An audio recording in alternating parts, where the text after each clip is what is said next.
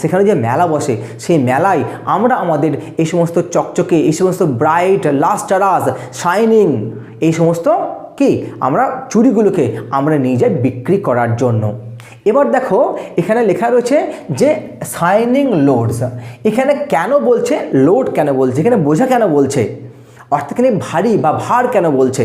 আমরা জানি যে চুড়ি তো হালকা হয়, তাই না? তাহলে চুড়ি যেহেতু হালকা হয় তাহলে এখানে কেন তারা বলছেন যে শাইনিং লোডস? দেখো যদি আমরা 1 পিস বা 2 পিস চুড়ি কিনি সেখানে চুড়ি অবশ্যই হালকা হবে, কিন্তু যেহেতু এরা লট অফ এখানে তারা ব্যাঙ্গলস বহন করছে তার সঙ্গে করে বিক্রি করার জন্য, সেক্ষেত্রে অবশ্যই তারা এখানে ভার বলছে, বোঝা বলছে।